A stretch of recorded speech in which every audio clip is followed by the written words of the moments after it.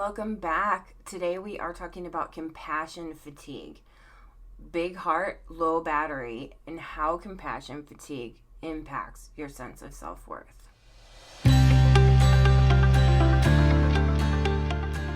Hi there, everybody. Welcome back to your Emotional Support Podcast. I am your host, Noelle, and today we are talking about compassion fatigue. It's that emotional exhaustion that comes from always being the one who cares for others, whether that is just your everyday home life. We talked last week about being the default parent, whether that is your career, being a helper, someone who deals with and struggles, to help other people with their trauma and their problems in a, day in, day out basis.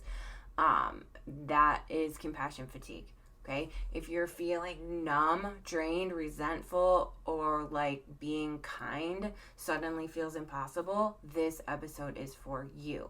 And guess what? It's not a you problem, it's a capacity problem. Okay, I have an actual course about this that I provide for counselors because it's such a huge thing. Like, we need to make sure that we are taking care of ourselves, because we take on so much of other people's problems and trauma and stories and everything, and that can get really heavy, and then we don't have enough capacity to take care of ourselves because we're holding on to all of this stuff for everyone else. So that is what we're talking about today. So what is compassion fatigue? Compassion fatigue is a form of emotional exhaustion that shows up after prolonged exposure to other people's suffering or needs. Okay, it's very common in caregivers, parents, therapists, nurses, teachers, EMTs, anyone who is kind of always emotionally on for others. I was just actually talking about this with my hairdresser, right? Because she is constantly listening to other people kind of unload on her too. The symptoms can be emotional numbness, irritability, detachment. You can have some guilt for like not caring enough, and you can have some of that identity burnout. Okay. You didn't lose your empathy, you just ran out of places to put it. Okay. My school counseling colleagues and I would talk about this a lot. We would get to a point where we were just like, I've had enough. I can't be empathic to these people anymore, and we worked in a middle school, and so kids would come to us with you have the whole gambit of, different issues. We would have kids coming in, with really serious trauma, abuse, things like that. But then we would have kids coming in and saying, this kid said I was a poopy head. Literally, you have that whole span of issues. And so, we relied a lot on each other. And again, if you've listened to me before, these are some of my best friends that I worked with. And we would just kind of we would be super empathic in the moment, but then we would go and just kind of vent out to each other and be like, I cannot take one more kid coming in with these dumb problems. Now, is that professional? No, but we were in a safe place, and we didn't really think that these were dumb problems. We just needed a place to kind of blow off that steam so that we could then return to that empathy that we needed for the next kid.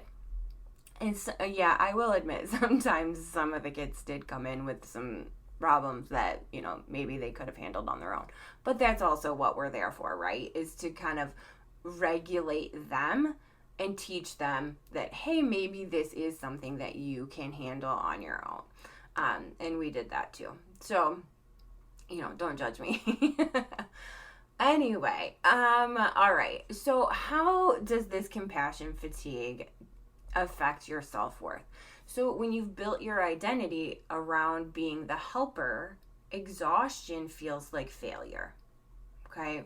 So we would get to this point where we would kind of lose our empathy, and then that's why we would go to each other to be like, am I a bad counselor? I mean, I remember us saying this to each other. Am I a bad counselor because I don't have the emotional depth for this student right now? And then we would say, then we're there to encourage each other. Like, no, this is just you, dealing with some burnout, dealing with some compassion fatigue. You are still a good person. You are still a good counselor. You are still a good helper. Okay, but you might not always have those people. So you start believing that you're not enough if you're not available and helping and having that emotional empathy all the time. Okay, so compassion fatigue can lead to self-criticism, that I should be stronger, I should be better mentality. It can lead to shame, that like I don't even want to help right now, and you feel that shame and guilt about that. It can also lead to some isolation if you feel like no one else sees how much you're dealing with right then and there. So just a reminder that exhaustion isn't a weakness. It's a signal that you need to make some changes. And I apologize if you can hear my crazy dog barking in the background right now. But I'm not going to edit that out because she will probably keep doing that for a while. You can't judge your worth by how much you're able to give when your tank is already empty. Okay, I'm going to say that again. You can't judge your worth by how much you're able to give when your tank is already empty. Okay, that's just reality. If you don't have anything to give, that just means that you've used it all up. It doesn't mean that you are not good enough. So how do we start rebuilding ourselves? First of all, I will say this a million times again. I've said it a million times. Rest is not selfish. Rest is repair. Rest is taking care of yourself. It is not selfish. Compassion for yourself first sometimes is the most important thing. How you care for others is to make sure that you are in the right space first.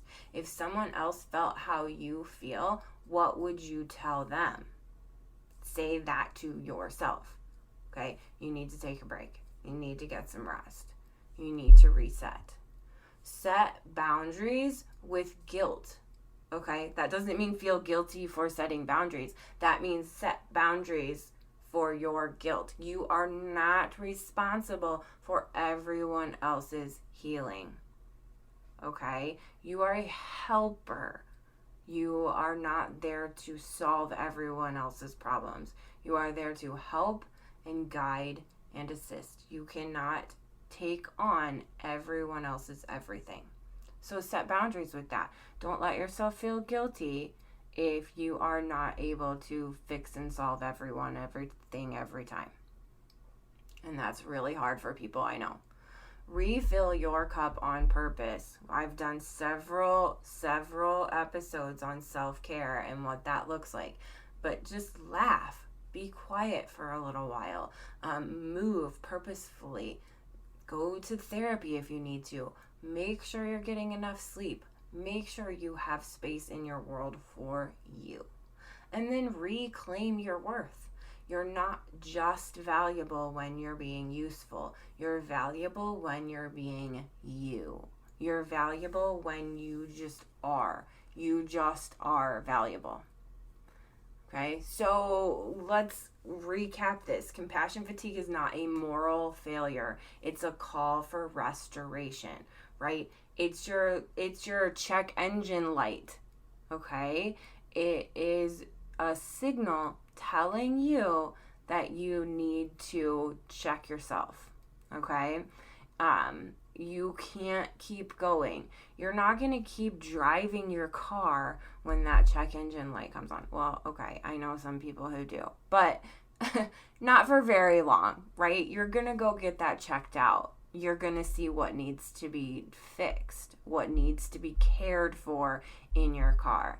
Okay, it's the same for you and your ability to care for others, right? When that check engine light comes on, when that compassion fatigue, that burnout starts to hit, you need to take a step back and look and see, what do I need to do to care for myself and make sure that I'm doing everything I can to be the best helper for others. Okay, so here's my challenge to you. Identify one way you're over giving right now, and where can you pull back a little bit.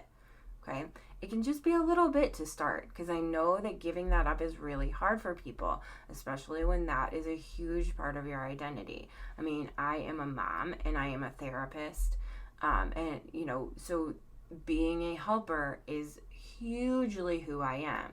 Okay, so you really have to think about, where am I okay to pull back a little bit? Schedule a moment this week that's just for you. Not earned, not justified. Just do it because it's needed. Okay? It doesn't have to be like, okay, well, if I work out, 4 times this week, then I can take a break on the 5th day or whatever. Okay? It doesn't have to be earned. You don't have to say, okay, well, if I do this, this, and this. It doesn't have to be a reward for doing something else. Rest and doing things that are just for you can be just that. Rest and doing something just for you. You do not have to justify it. You do not have to say, well, I get to do this because of this. No, it's okay. I am telling you, as a professional person, you are okay to just go and do something for yourself with no justification. And then I want you to write this down. I want you to write this down at least 3 times this week. My needs are just as important as the people I support. Write it down more if you need to, but write it down at least 3 different times this week. My needs are just as important as the people I support. And then I want you to say it out loud. Okay? Because sometimes that's how we start believing it, is just that repetition. Convincing our brain that it's true, because it is true. You are just as important as the people you support. Okay, so today's tip that you didn't ask for but definitely need: you are not less worthy because you're tired. You're worthy because you're human. All right, so everybody's challenge is to go check their check engine light this week. And next week we are talking about being a work in progress. So exciting. So come back next week and listen for that one. I am so glad you're here.